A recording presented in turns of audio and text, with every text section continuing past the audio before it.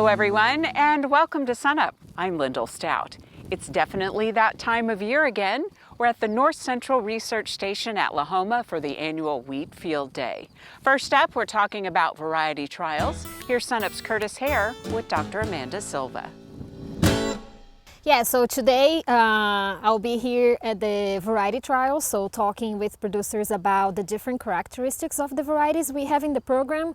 So these varieties that we plant here, we have about 47 varieties from different breeding programs to show producers what are all the materials that are commercially available for them to plant. And the characteristics involve disease resistance, yield potential, grazability, lodging tolerance, so they can see all here with their eyes, and they can kind of walk the plots and see the differences of those varieties, not only in one replication but several times. Another thing that is different from this experiment is that it's a comparison with intensive management and standard management practices. So here they can also see the performance of varieties when we apply fungicide, additional nitrogen rate, and also planting those varieties in a seeds per acre basis. And at the end of the season, they will see the results on our website, so yield, protein, test weight, and anything else that we find here that we'll rate during the season. Another thing that they can take advantage on while they're here, all the signs here have QR codes, so they can come with their cell phone, their camera, and that takes them directly to the website and to the varieties characteristics on their own website, so they can take that home as well. Yeah, and one of the great things too is probably especially this year in the North Central Research Station, they get a chance to see how these varieties are holding up in really dry conditions. Yes, that's a great opportunity to see and also to see the ability of some of these varieties to bounce back when coming from that drought period and now with moisture conditions. So that's a great opportunity to see variety performances, especially in dry conditions, and rebounding from that. Yeah, so, like kind of spreading out throughout the state, we're here, just a little west of Enid. How's the wheat looking right now? We've gotten a lot of rain. Viewers can probably see it's really moist out here. So how is that, impacting the wheat crop overall? Yeah, we are really happy to see the rain in the past weeks, especially in some areas in northwestern Oklahoma. And overall, like what we've said in the past, is a mixed bag. So we have some places that we did not even have a crop. In places where we had a field, it was not up to the potential that it could be, but the rain is really benefiting that. It's going to benefit the grain field, it's going to benefit test weight. So overall, we had some areas where the wheat's very short, very thin, it didn't tiller. We had some stand issues. The potential is really reduced this year, the yield potential of most of the fields that are out there. We have a lot of fields that were cut for hay. But overall, I think for the wheat that is still out there, like this one here at Lahoma, I think we are going to have some decent yields. So we were very surprised to see this experiment specifically here at Lahoma. It was struggling in the fall, was struggling until we see all this rain, but it's actually looking pretty good at this point. Any storm damage at all? We haven't seen much, but still we might need to scout more, but we haven't heard much of a storm damage yet. And this isn't the only place you're going to be out here with Lahoma talking with producers. You're actually got another setup over here. What are you going to be talking about there? Yeah, so we have another stop with my master's student Israel Sirinel from Brazil also. So he's looking at the difference in variety performances at late planting date. So we'll show producers today the impact of increasing seeding rate at a late planting date scenarios and the difference in varieties performance under optimal in the late planting date. So that includes a OSU short season wheat varieties and some other varieties there that we are also testing in this late planting scenario. Alrighty, thanks Amanda. Amanda Silva, OSU Extension Small Grain Specialist here at Oklahoma State University. And if you'd like a link to see how these variety trials do, just go to our website, sunup.okstate.edu.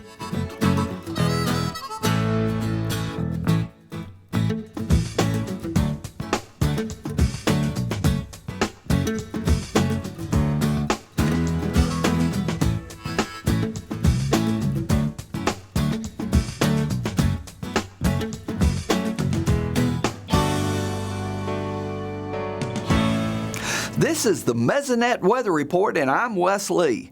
May is usually the time of year that many herbicide applications are applied. Due to rainy days and high spring winds, finding a suitable day to spray is often hard to find.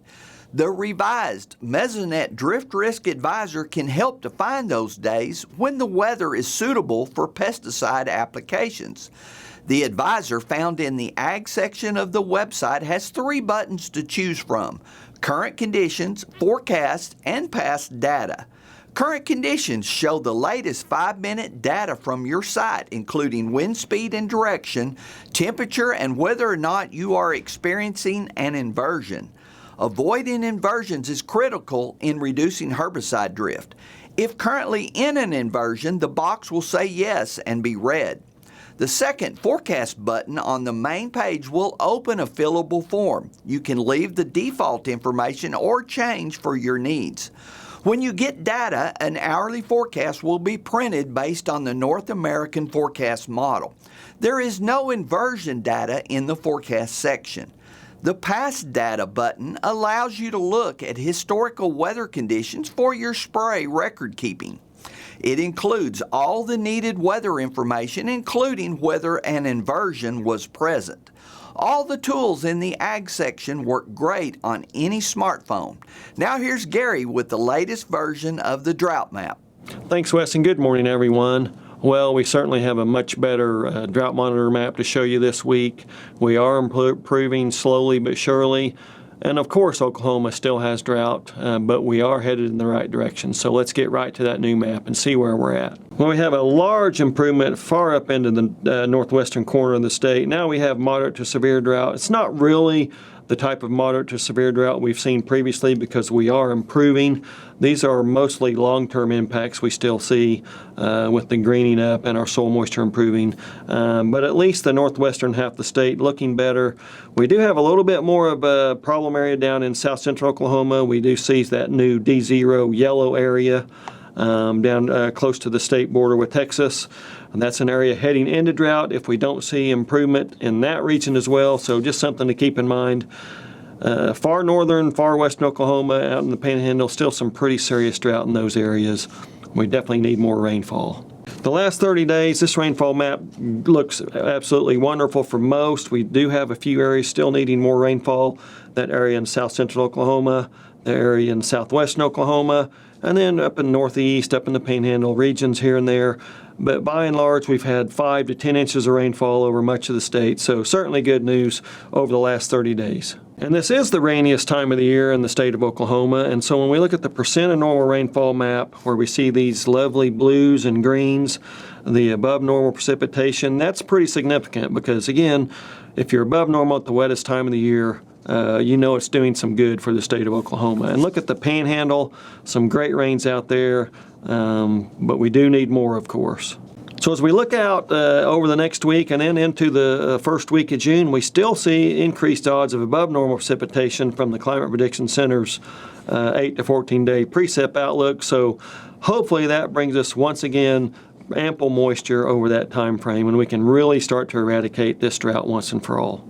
So as we enter the wettest time of the year in the state, we hopefully will get more rainfall, more drought eradication, and have better news next week. That's it for this time. We'll see you next time on the Mesonet Weather Report.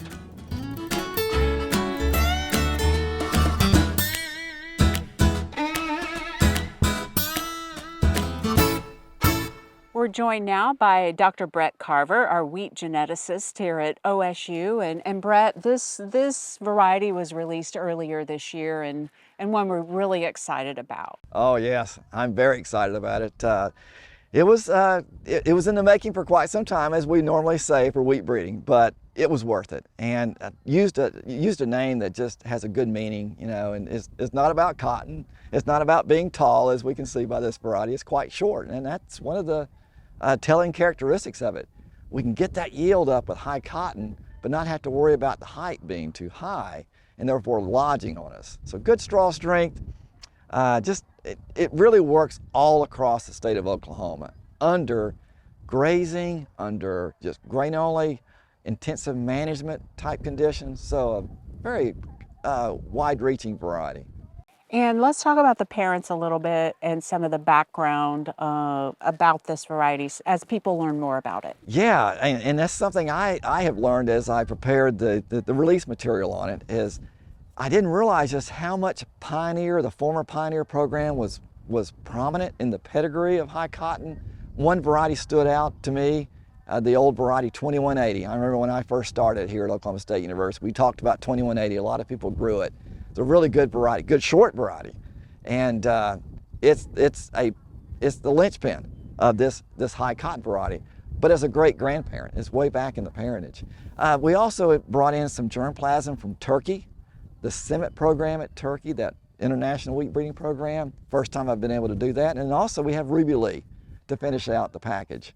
Ruby Lee's been around a while too, right? Sure has, and now we're starting to see some of Ruby Lee's descendants. This, as we've talked about, also has a bit of a dual personality. Yes, it does, and we often don't get this kind of combination. We talk about grazeability being a really important part of our genetics, and it still is. But we also like to have that high yield ceiling. In other words, it can reach for the stars for yield, and it can do both. So it has that dual personality. You can graze it hard, or if you really want to baby it and just get the most yield out of it, it will respond to those conditions quite well. You have lots of varieties here, some released, some you're looking at releasing in the future. So let's take a look at some of those others you have your eye on. All right, let's do.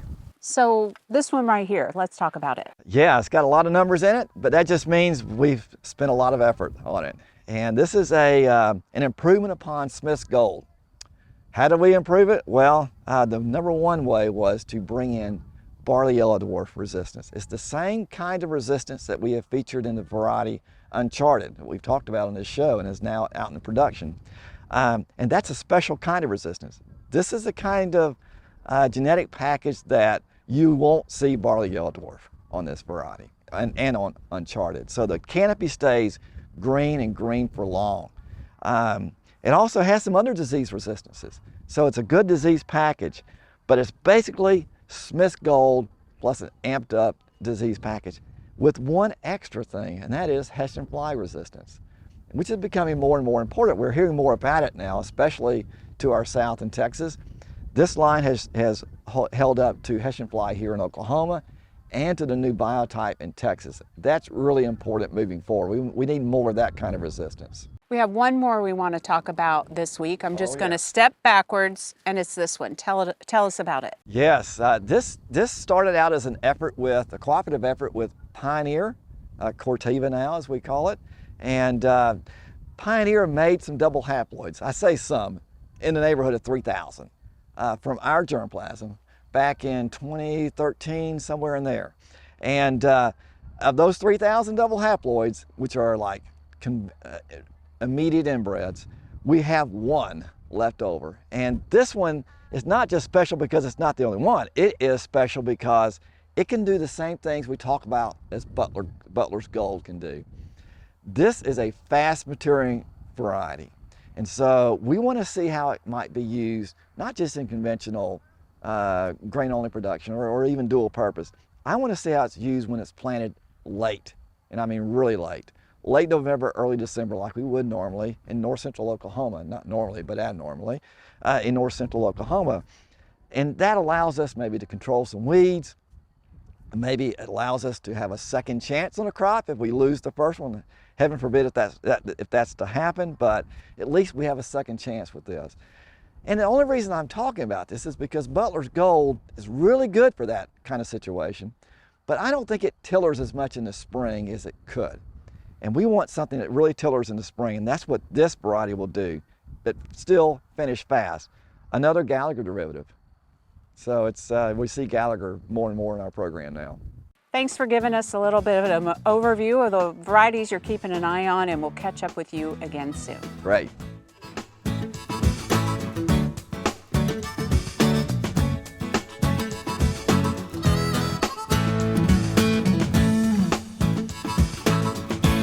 Good morning, Oklahoma.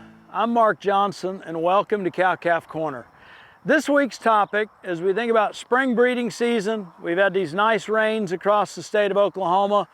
We probably have got bulls turned out or we're ready to do so, is just thinking a little bit about your production system analyzing your particular farm and ranch relative to when you intend to market calves long term, and think about this holistically relative to the genetic investment that you make in a set of bulls, or even what kind of AI sires we're going to use, or which herd bulls we turn out with which set of cows.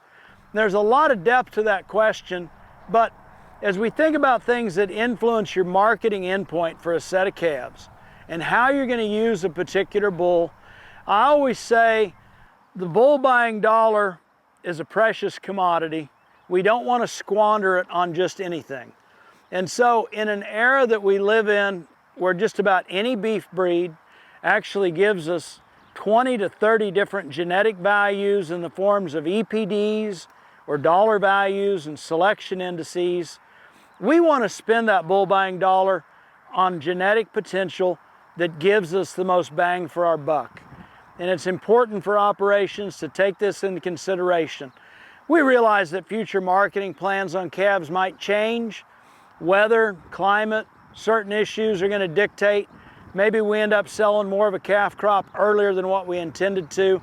But that long-term plan and thinking about what's going to be going on in our operation for the next 2 to 5 years should really have a lot of impact on how we spend our bull buying dollar.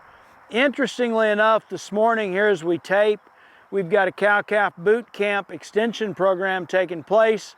You see a group of our attendees behind me, and Dr. Parker Henley is actually going through an exercise with them where we take a look at 4 or 5 different bulls, 4 or 5 different sets of genetic information on those bulls, and looking at them in 4 to 5 different production scenarios.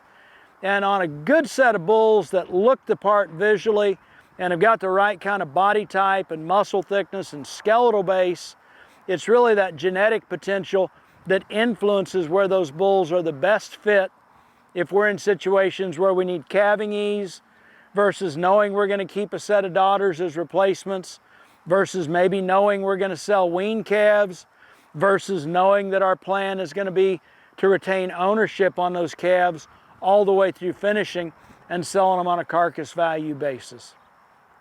As I always say, I hope this helps. I appreciate all of you joining us this week on Cow-Calf Corner.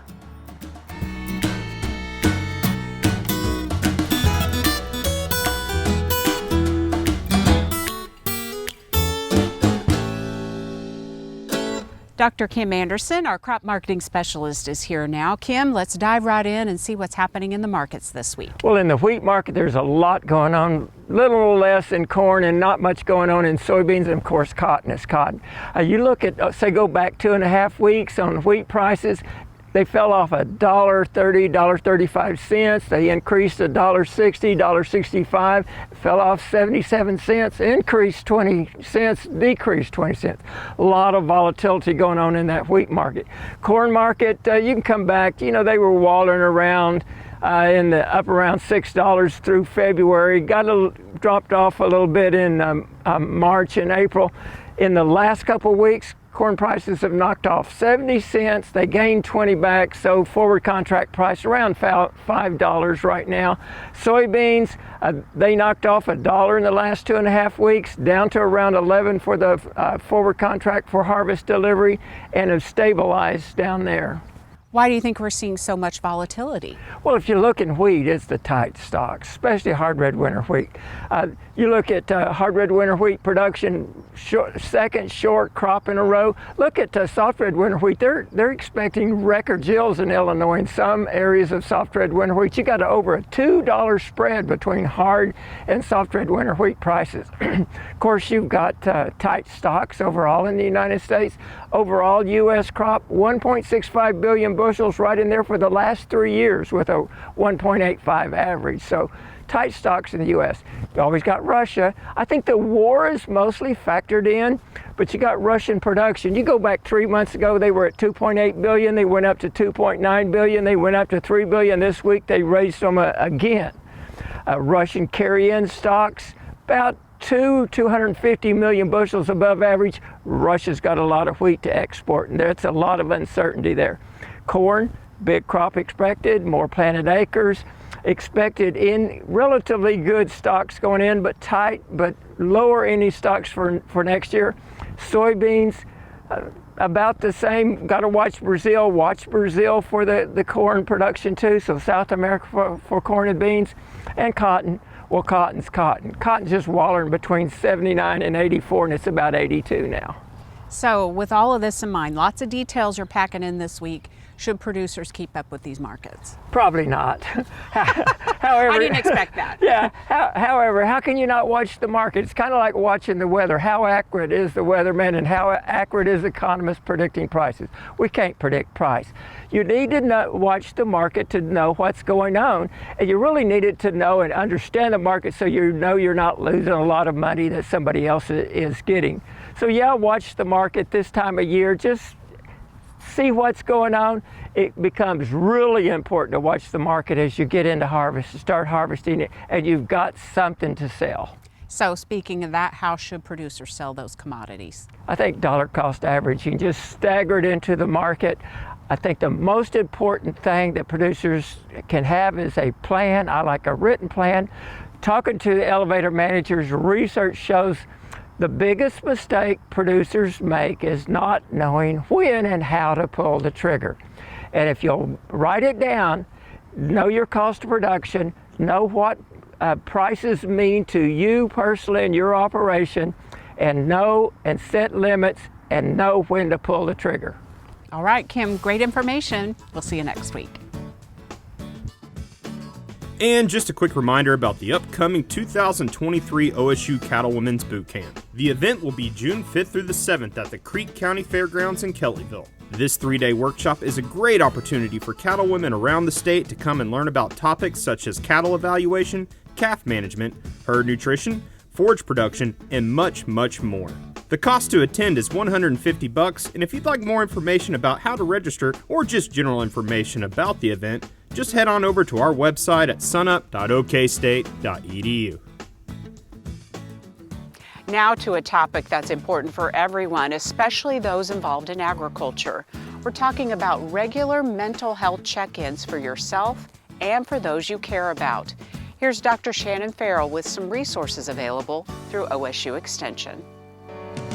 Well, it's getting to be that time of year where we start to think about wheat harvest in Oklahoma, and wheat harvest is always a stressful time. There's always so much to be done. You're trying to maintain equipment, you're yelling at everyone, and you all know that you have to get your wheat in the bin before that next hailstorm comes through and just pounds it into clay-flavored flour. So it's just naturally a stressful time. This year, we've got a lot more added stress because we've been going through this terrific, drought that's been really impacting yields projections for some time now. And so some of us may not even be able to harvest a crop. So there's just lots of stress around that. That's why it's even more important for our farmers and ranchers to be focusing on taking care of their mental health in this difficult time. There are lots of things that farmers and ranchers just have to do that are just so far out of their control. We can put in all the inputs, all the labor, do everything exactly right according to best practices, and we still don't know if the product's going to come out the back end. So it's really important to do a few things. Number one, we know that there are lots of time pressures around harvest, but it's important that you take your time and do things safely. Just in the past couple of weeks here in Oklahoma, we've gotten reports of some farm fatalities as a result of accidents involving ag equipment, so please take your time and be safe. Another thing that we want to do is make sure that we manage stress in a productive way. Even if we're under a lot of time pressure, take some time, maybe 5 or 10 minutes to de-stress, find a way to process your stress, talk about that with somebody that you trust, someone who will listen to you non-judgmentally, and sometimes it can be equally as important for you to be that person who can listen to a friend non-judgmentally and just say, hey, I get it. This is a tough time. We have a few modules out there available about how to deal with stress. How can we process that in a positive way versus doing things that might actually make things worse, like drug or alcohol use.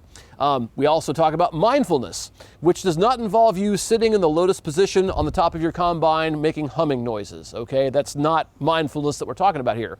It's just a way that when you're starting to feel anxious or stressed out, to slow things down, kind of recenter yourself and be able to be your best.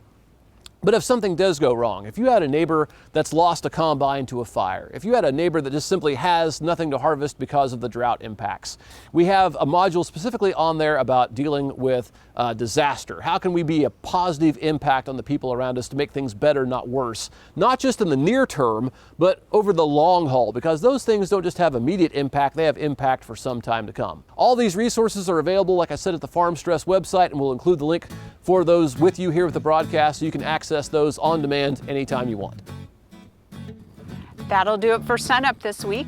Remember, you can see us anytime at sunup.okstate.edu and also follow us on YouTube and social media. From the Northwest Area Agronomy Station at Lahoma, I'm Lyndall Stout, and we'll see you next time at SUNUP.